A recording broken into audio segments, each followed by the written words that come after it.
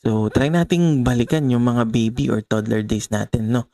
O kaya kung may baby kayo ngayon, for sure, mapapansin nyo na meron tayong pare-parehong pinapagawa sa mga anak natin na bata pa. At yun ay magsabi ng mama o papa. Okay, maliban doon. Meron pang isa. Maglakad. Okay, sorry. Ito na. Sure na to. Isang common na pinapagawa natin sa mga chikiting natin is, okay, ready na kayo? Ito yun. Kumain ng marami. Hindi, okay. Sige. Joke lang. Maglaro, di ba? Halos lahat ng bata na healthy, pinapaglaro ng mga magulang nila. Imagine nyo to. Nasa harap kayo ng lamesa, katabi nyo yung anak nyo na 2 or 3 years old. Kung bibigyan kita ng kutsara, ano sa tingin mo gagawin mo sa kutsara na yan?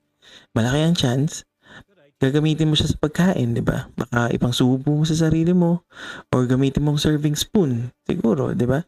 Eh kung bibigyan ko yan, same kutsara na yan, sa batang katabi mo, ano sa tingin mo gagawin niya? Malaki ang chance, ihahampas niya yan. Hampas-hampas niya lang yan.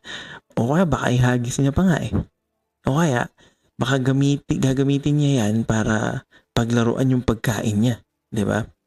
Napaka-normal sa isang bata na maglaro.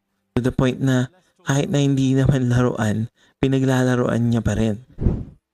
Minsan nga, mas pinaglalaruan niya pa yung yung mga ganyan, yung kutsara, baso, upuan, mga ganyan.